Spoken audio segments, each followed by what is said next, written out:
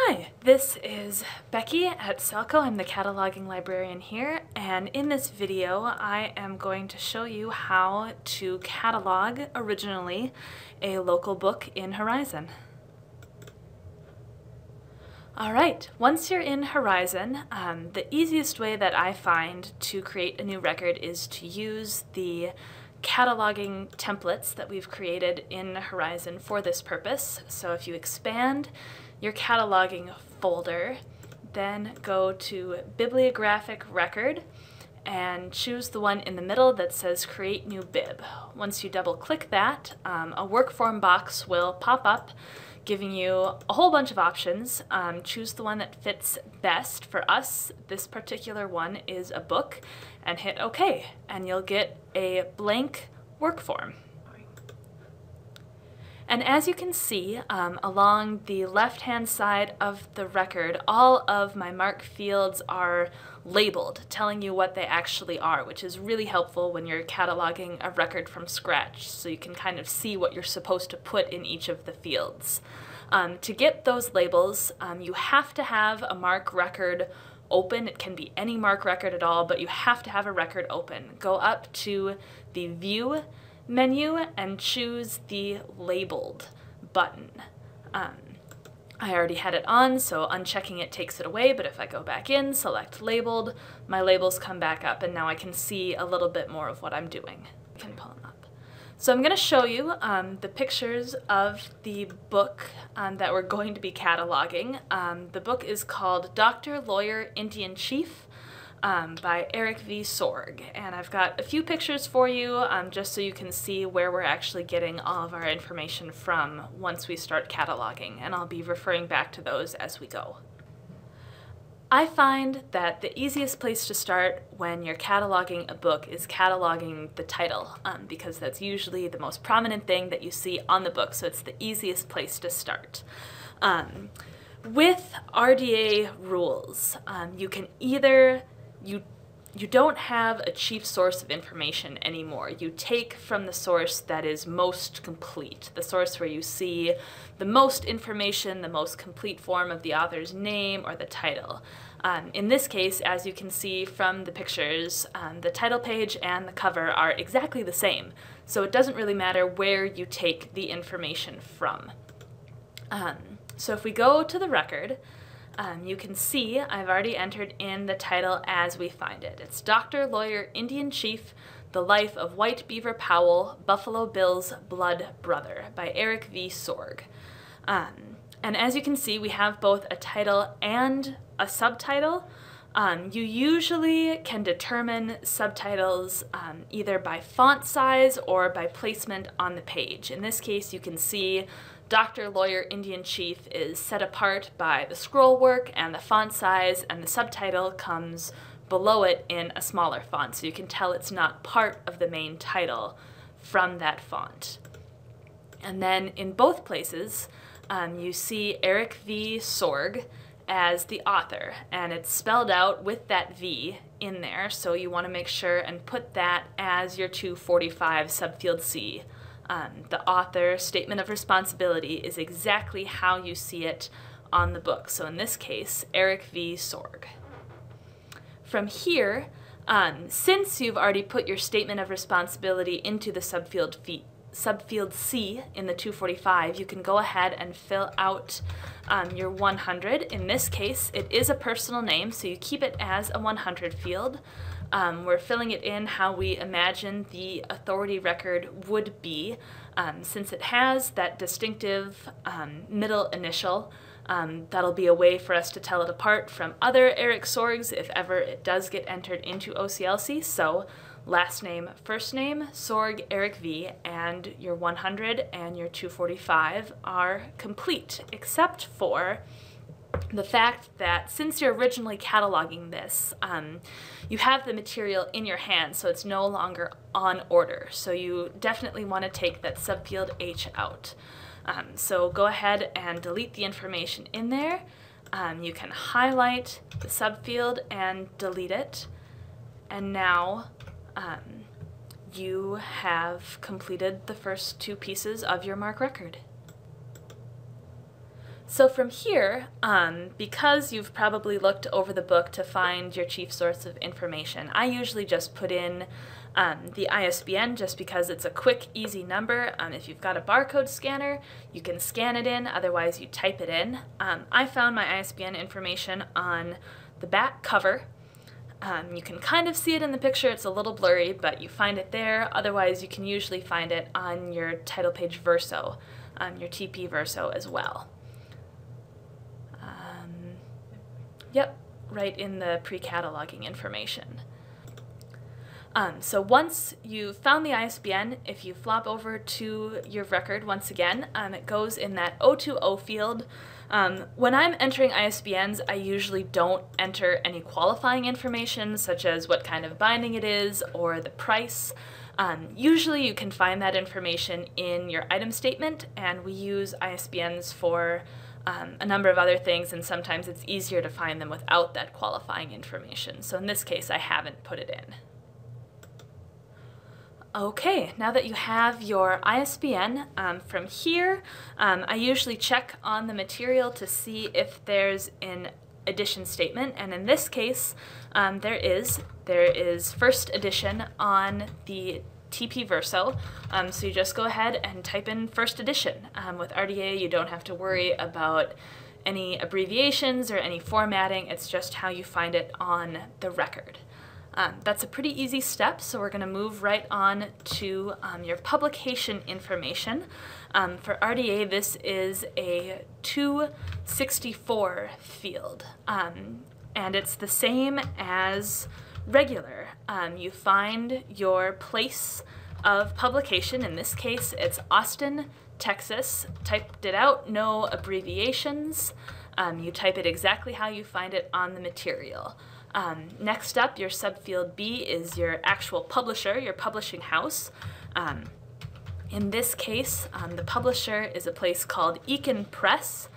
I don't see a date on my main title page, so I'm going to flip over to my title page verso. And here I find that I have a copyright date, but I don't have a publication date. So to deal with this in RDA, what you want to do is you infer the publication date from the copyright date. And since you're inferring it, you haven't found it on the material, it needs to go in those square brackets. So you put in a square bracket, you type in your copyright date, which is 2002, and finish it off with a square bracket. Now, because I've used the publication date, I've inferred the publication date, I want to make sure and put the copyright date into the record to show where I've gotten that information from. So I go ahead, I insert a tag, I type in 264 because it's still a publication field, but instead of a subfield 1, I want a subfield 4. And this is, I put in now my copyright symbol, which I get from hitting my diacritics bar. It's that little gray many buttoned button is the best way I can describe it. Find my copyright symbol, put it in, and type in my date again, and I've completed my publication information. And just a final note on finishing up those publication information fields, when you add in the copyright date, it needs to be a subfield C instead of a subfield A. And you'll notice that right now it's out of order. When we save the record, Horizon will automatically reorder those fields to be in proper numerical order, so you don't have to worry about it being out of order right now. Horizon will take care of that for us. So now that we have our publication data complete, we can move on to our physical description, actually describing the pages and any illustrations you may find in the book. I always start at the very beginning of the book to see if there are any pre-numbered pages. These usually show up as Roman numerals rather than Arabic digits. And in this case, the book does have Roman numerals. It's VII. Then I flip to the back of the book, and I find that the last numbered page is 211. And we have to remember, since this is RDA, to actually spell out pages rather than abbreviate with P dot. From here we move on to the subfield B. This is where you put any illustrations, any maps, any photos you find in the book. This book has no maps, but it does have a lot of illustrations. So we're going to go ahead and type out illustrations into our subfield B for our 300. From there, we move on to our dimensions. This is just the height of the book. If you want to, you can get out a ruler and actually measure the book. I've cataloged enough books to be comfortable with just eyeballing it. This is about 24 centimeters. And you are allowed to put cm dot because centimeters in RDA is a symbol and not an abbreviation, and you are allowed to put symbols rather than abbreviations, so we're good to go in our 300. From here, we move on to the new 3XX fields, our 336, 7, and 8 for RDA. These are called your content, media, and carrier type fields. And if you've been to class, you've seen this handout. This is a GMD to CMC guide. If you're familiar with cataloging, you know the concept of a GMD. So we're taking that familiar GMD and we're translating it to the language of the CMCs. And we see right here at the top, we have normal book. It goes text, unmediated, and volume. So we're going to go ahead and enter those into our record. So we've entered our 336, 7, and 8 text unmediated volume, and because this is a regular print book, you do not have to enter the SELCO specific 339 field for another additional designator because we know it's a regular print book. Now that we've finished with describing the physical thing that is the book, we're going to move on to describing the information that we find in the book. I often like to start with a 520 note. This is a summary note. Usually you can find this in the beginning introductory pages. In our case, we found this fairly lengthy summary on the back of the book. We didn't end up typing all of it. We just took a chunk that gave the spirit of the book that wasn't going to overwhelm people by being a huge block of text in the middle of the record. I find summary notes are both important to patrons because summary notes play into a lot of keyword searching that patrons usually do, and it's also helpful for me as a cataloger when I get to choosing subjects. Because I can look at that summary and figure out what some basic subjects are going to be from the summary. So it's helpful for you, helpful for your patrons. It's definitely something that you should put into your record if you can.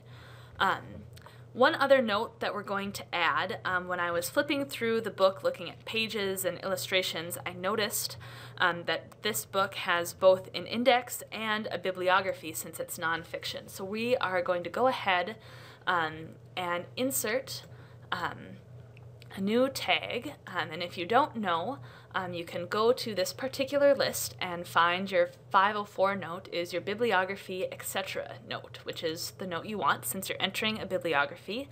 And the wording that is usually standard for these kind of records is includes bibliographic records and index.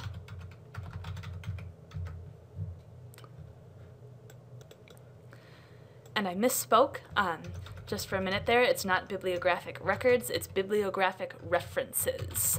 We catalogers get hung up on our records sometimes instead of our references. Now that our notes fields are complete and filled out, we're going to move on to subjects. I personally find subject records the most complicated part of original cataloging because it's the part that you're not going to find pretty much anywhere on the book, especially when it's local material. You have to look at the book and make your best judgment call as to what you're going to put for your subjects. Since this is a non-fiction book and it's about someone, the first place that I am going to look is under this individual's name. We can see from our summary note that his name is David Franklin Powell, and there are some dates behind it. So my best bet at this point, I'm going to copy the name and I'm going to look it up in the LC authority file to see if he has an actual authoritative name. The easiest way to find this, if you don't already have it bookmarked, search in Google for LC authorities.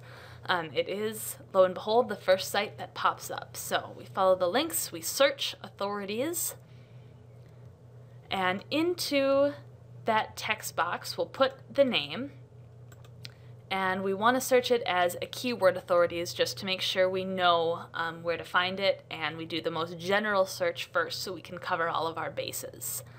So we search for it, and there is one name that pops up with an authorized heading. We click into it again, and it is right there. Powell, David Franklin, dates 1847 to 1906. From here, you can just copy that particular name and stick it into the record. You do not have to worry about bringing in the authority file for the name. Marchive will do that for us. Once we send these records off to them, they'll give us the authority file and it'll get loaded in automatically. And a quick note with this subject heading, because it's a person's name, it is a 600 field rather than a 650, so just make sure that is apparent when you're entering it in. Now, since we've got one subject heading, in theory, if you're completely stumped, if you're doing a local book for any other subject headings, you can quit here. The SELCO policy is to have at least one subject heading, and we have one down. But since we have a summary, since we have some other information available to us to figure out a few more, I'm going to go ahead and show you a few more subject headings and a few of the places that I tend to look when I'm trying to figure out subject headings. One of the places that I start looking is actually in Aqua Browser. It's a lot easier to do a general keyword search in Aqua Browser than it is in Horizon. And since I know that Buffalo Bill was a friend of the individual that this book is about, David Franklin Powell, I'm going to go ahead and do a search in Aqua Browser for Buffalo Bill just to see if I can get some general subjects, some general information from books on Buffalo Bill since they lived at the same time. And as I scroll through here, Pioneers West, Frontier and Pioneer Life, Pioneers West Biography, Pioneers West Biography, that seems to come up a lot. And I know from the summary information on the back of my book that White Beaver Powell traveled Nebraska, Minnesota, Wisconsin, Wyoming, and he lived at the time that this area was considered the Western United States, considered the West.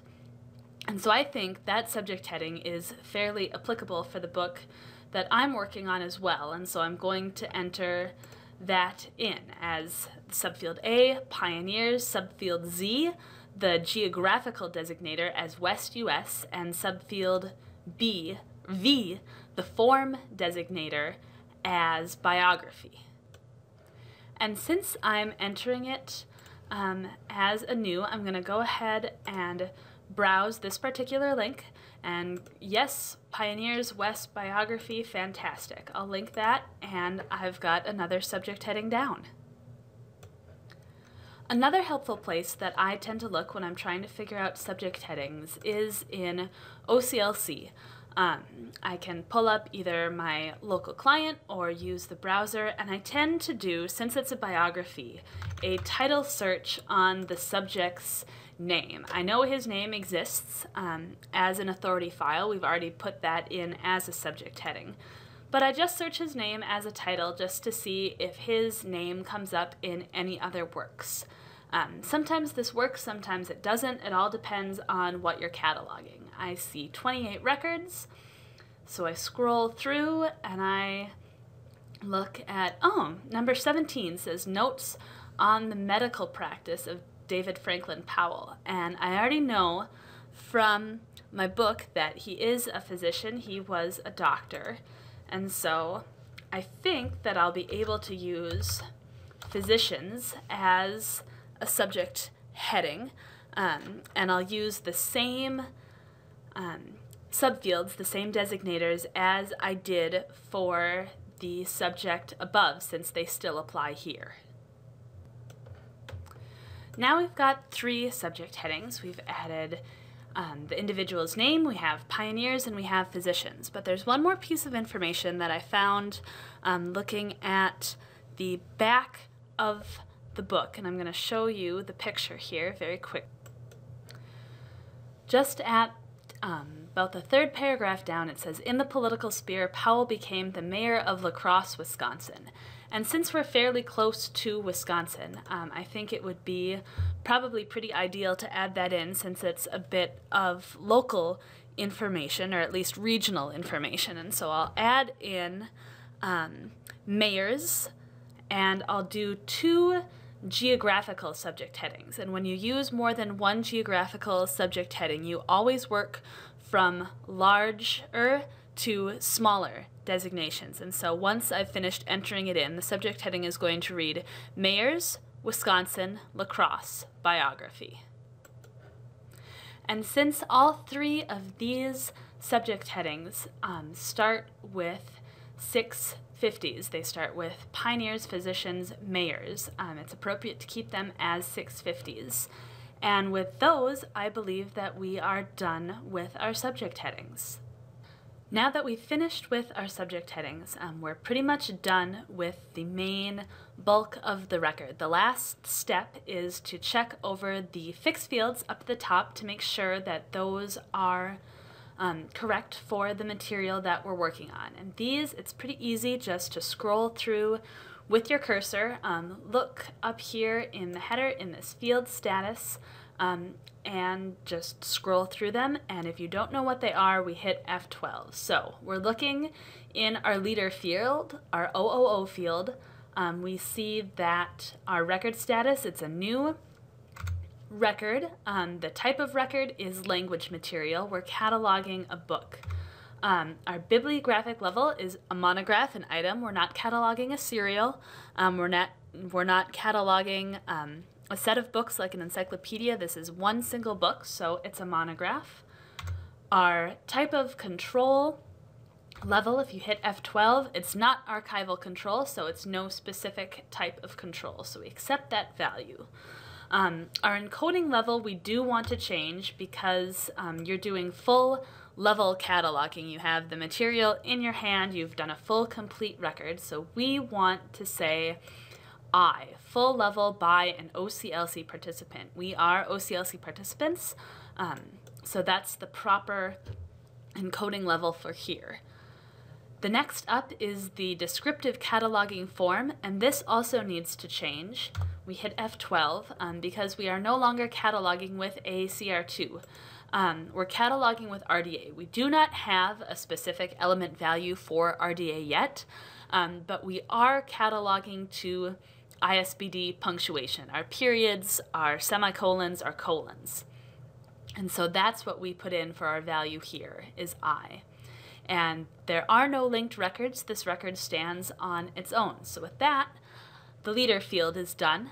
Since this is a regular print book, since it isn't any specific type of media, we do not have an 007 field, so we move right on to the 008 field.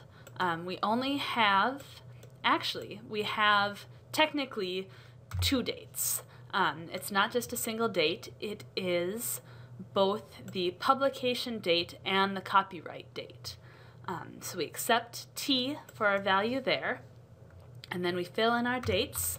Both of them are the same, 2002. We drop back down to our publication information to find the state. It was published in Texas, which I know is TXU, but if you don't know that, you can hit F12 and scroll through your list down to the T's to find Texas.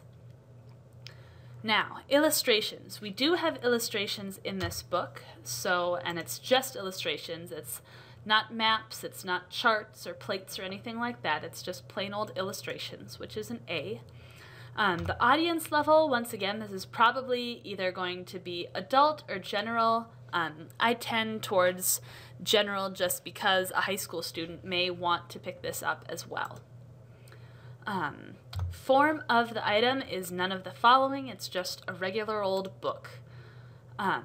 Nature of contents. We do have contents. It does have a bibliography. This is where that 504 note comes in. So you select B for bibliographies. It is not a government publication. It is not a conference publication. It is not a Zeitschrift. It does, however, have an index. There is an index present, so we include the element of 1 there. Literary form. This is where you specify what type of book it is. There's options for comic strips, there's options for novels, for short stories. There is a general one for fiction, and we want to make sure that this is not fiction, so the element you enter is 0.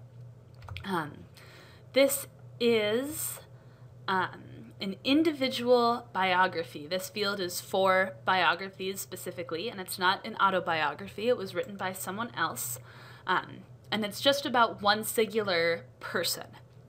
It isn't a collective biography, so we use the individual biography for B.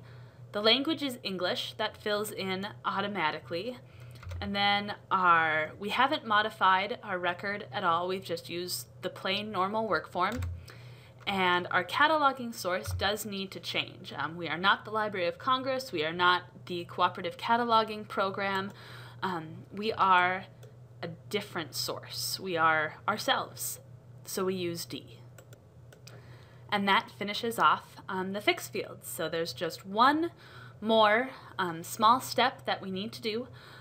We want to change our record from IP to CC to signify that our cataloging is complete. We can go ahead and add items to this record. So you go up to that little blue exclamation point, click it, and we change our bib status from IP to CC. We hit OK. And the last step we need to do to get ourselves a bib number to make sure that this record stays in the system is to save it.